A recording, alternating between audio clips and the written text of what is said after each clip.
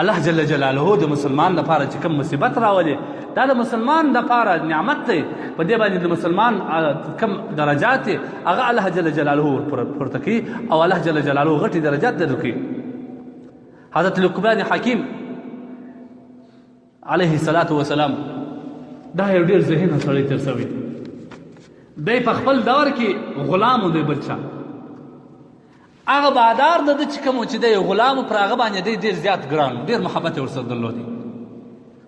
د دې د محبت د خاطره دغه لقمان حکیم ته بې قسم خوراکونه پېښول. یو وخت دغه بادار لقمان حکیم ته یو خټکی پرې کړي او ته دړې دړې کې ورکړي. دا غلام چې لقمان حکیم دی په ډېر ښایسته خوند یې وخوړي. اخر بادار چې ته ته وکته چې دا خټکی څومره په ښه خوند کوي هغه اخره داړه خپله وخوړل چې ویې خوړل دومره ترخه وه